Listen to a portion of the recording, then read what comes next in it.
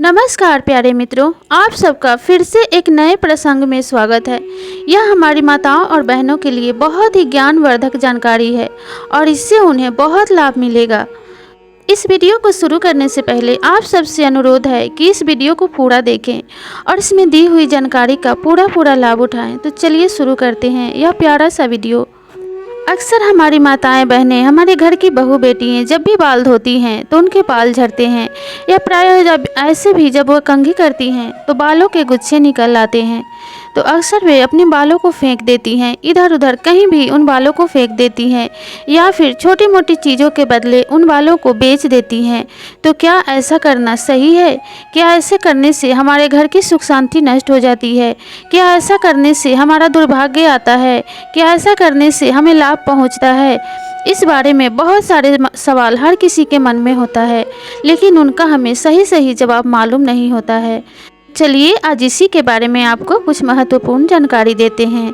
ऐसा माना गया है कि हमारे प्राचीन धर्म ग्रंथों के अनुसार कि बाल एक स्त्रियों का महत्वपूर्ण अंग होता है, उनके जीवन का महत्वपूर्ण हिस्सा होता है। बालों से उनका बहुत ही लगाव होता है और जब बाल टूट जाते हैं तो फेंकने में बहुत ही संकोच करती हैं और वे बालों को इकट्ठा करना शुरू कर देती हैं। धीरे धीरे उनके बहुत सारे बाल इकट्ठे हो जाते हैं और जब वे बहुत सारे बालों को इकट्ठा कर लेती हैं तब किसी छोटे मोटे वस्तु के बदले उन्हें बेच देती हैं या कुछ रुपए लेकर उन्हें बाल खरीदने वाले को बेच देती हैं।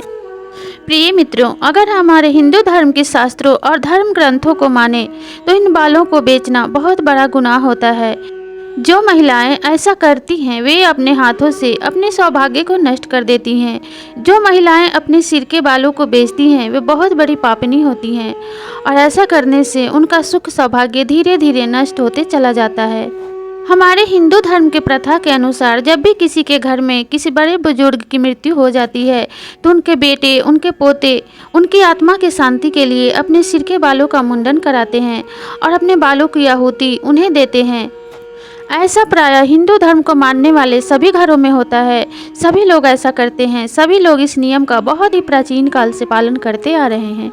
इसी तरीके से प्राचीन काल में भी महिलाओं के लिए ऐसा नियम था कि जिन महिलाओं के पति की मृत्यु हो जाती थी उनके बालों का मुंडन कर दिया जाता था। ऐसा माना जाता था कि विधवा महिलाओं को बालों का रखने का कोई अधिकार नहीं है, क्योंकि बाल सौभाग्य के प्रतीक होते हैं, सुहाग के प्रतीक होते हैं और जो विधवा हो जाती थी उनके बालों का मुंडन कर दिया जाता था। ऐसा माना जाता है कि जो हमारे सिर के बाल होते हैं वो हमारे सर के ताज होते हैं, हमारे गौरव और सौंदर्य का प्रतीक होते हैं। अगर हम अपने ही बालों को अपने हाथों से किसी और को बेच दे, यानी हम अपने सिर के ताज को किसी और को बेच दे, तो हमारा सौभाग्य चला जाता है और हमारे ऊपर से भगवान का आशीर्वाद खत्म हो जाता है। इसलिए महिलाओं को कभी भी अपने सिर के बालों को नहीं बेचना चाहिए। प्रायः जब हिंदू धर्म में शादी होती है, भी दो लोग पति पत्नी के रिश्ते में बनते हैं, तो प्रायः लड़का लड़की के मांग में सिंदूर भरकर उसे अपनी पत्नी स्वीकार करता है।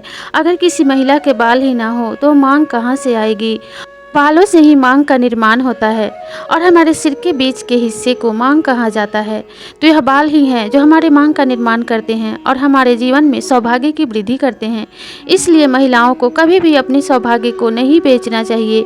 हिंदू धर्म के ग्रंथों के अनुसार यह हमेशा माना गया है कि महिलाओं को हमेशा ही लंबे बाल रखना चाहिए और अपने बालों को बांध कर रखना चाहिए। इससे उनके सुख और सौभाग्य में वृद्धि होती है।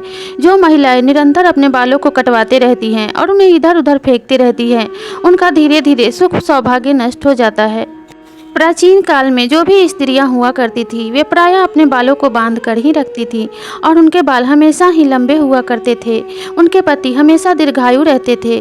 लेकिन आजकल की माताएं बहनें हमेशा ही अपने बालों को कटवाती रहती हैं, बालों को काट कर इधर उधर फेंक देती हैं। ऐसा करना बिल्कुल भी उचित नहीं है और हमें ऐसा नहीं करना चाहिए।